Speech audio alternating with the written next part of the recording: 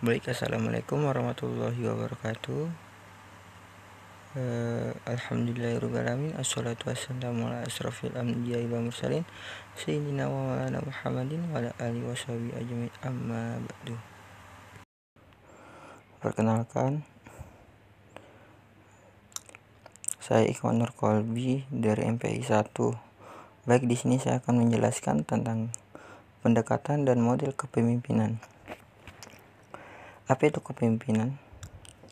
Kepemimpinan adalah suatu kelompok orang yang bekerja sama dalam wadah suatu organisasi untuk mencapai tujuan yang telah ditentukan, memerlukan adanya pemimpin yang dapat merencanakan atau merumuskan tujuan, mengkoordinasikan kegiatan dan melaksanakan pengawasan terhadap jalannya kerjasama.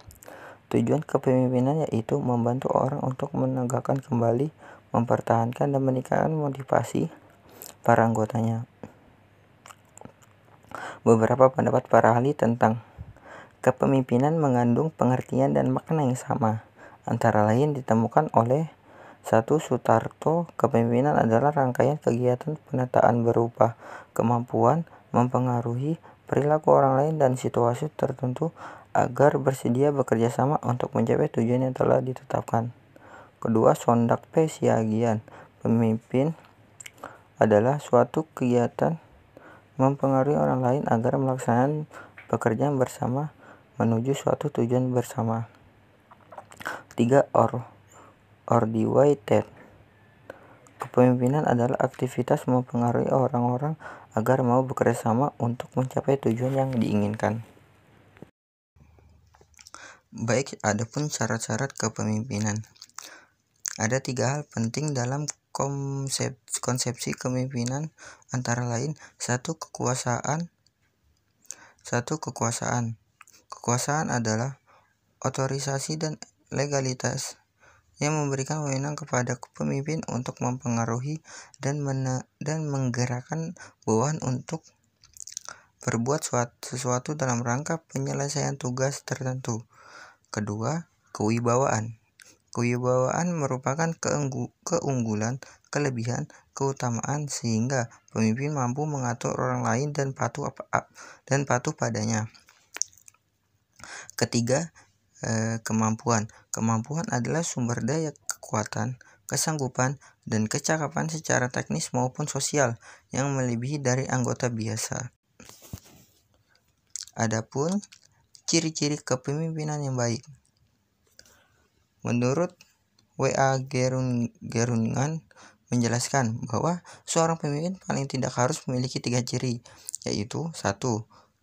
Penglihatan sosial, artinya suatu kemampuan untuk melihat dan mengerti gejala-gejala timbul dalam masyarakat sehari-hari. Kedua, kecakapan berpikir abstrak dalam arti seorang pemimpin harus mempunyai otak yang cerdas, inteligensi yang tinggi. Jadi, seorang pemimpin harus dapat menganalisa dan memutuskan adanya gejala yang terjadi dalam kelompoknya sehingga bermanfaat dalam tujuan organisasi. Ketiga, keseimbangan emosi. Orang yang mudah naik darah, membuat ribut, menandakan emosi belum mantap dan tidak memiliki keseimbangan emosi.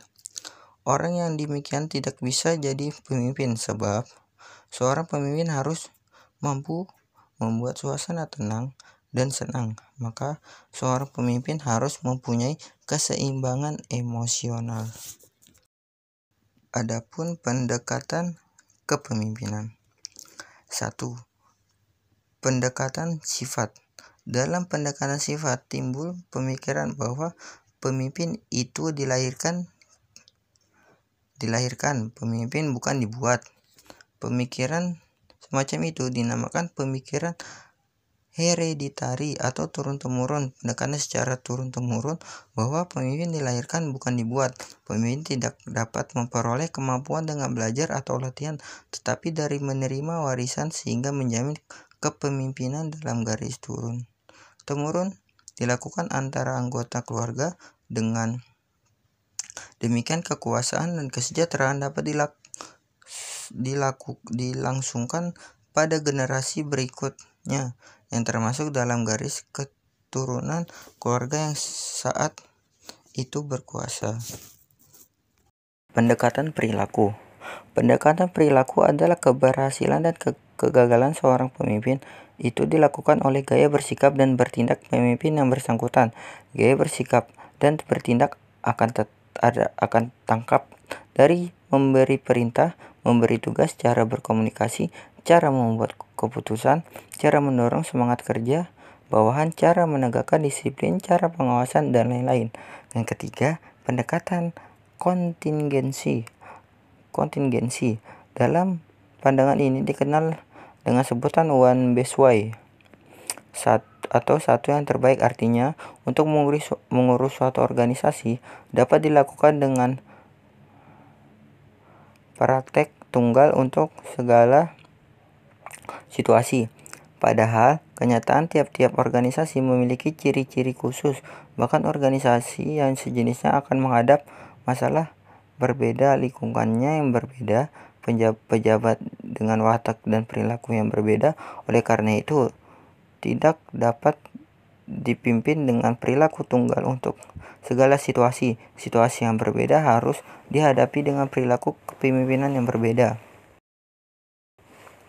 Yang keempat, pendekatan terpadu. Cersei dan Blanchard memandukan berbagai teori ke dalam pendekatan kepemimpinan situasional dengan masuk menunjukkan kesamaan daripada perbedaan di antara teori-teori tersebut.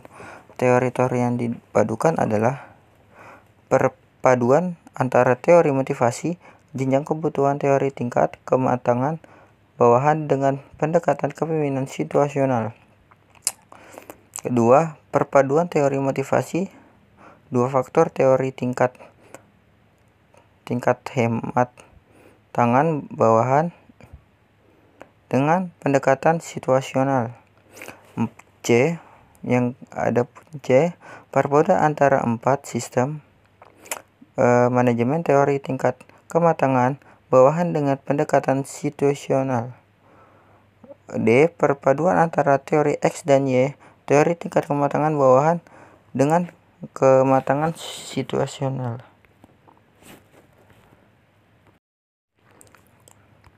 Adapun model-model kepemimpinan. A. Model watak kepemimpinan. Pada umumnya, studi kepemimpinan pada tahap awal mencoba meneliti tentang watak individu yang melekat pada diri para pemimpin, seperti misalnya kecerdasan, kejujuran, kematangan, ketegasan, kecakapan berbicara, kesupelan dalam bergaul, status sosial ekonomi mereka, dan lain-lain. Bass 1960, Stotgill 1974.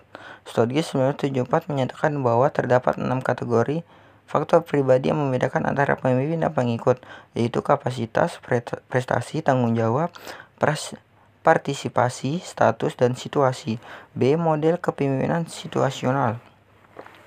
Model kepemimpinan situasional merupakan pengembangan model watak pemimpin dan dengan fokus utama faktor situasi sebagai variabel penentu kemampuan kepemimpinan. Studi-studi tentang kepemimpinan situasional mencoba mengidentifikasi karakteristik situasi atau keadaan sebagai faktor penentu utama yang efektif dan efisien, dan model ini membahas aspek kepemimpinan lebih berdasarkan fungsinya, bukan lagi hanya berdasarkan watak kepribadian kepemimpinannya. C. Model pemimpin yang efektif.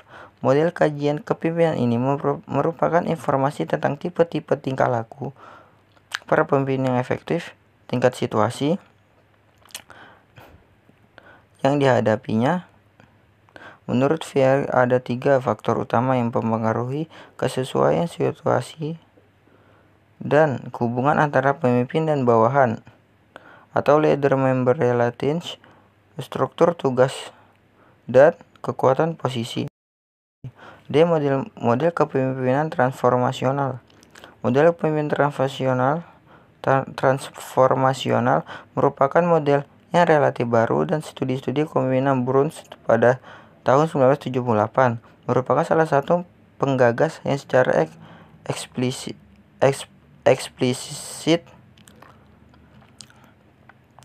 mendefinisikan kepemimpinan transformasional menurutnya untuk memperoleh pemahaman yang lebih baik tentang model kepemimpinan transformasional.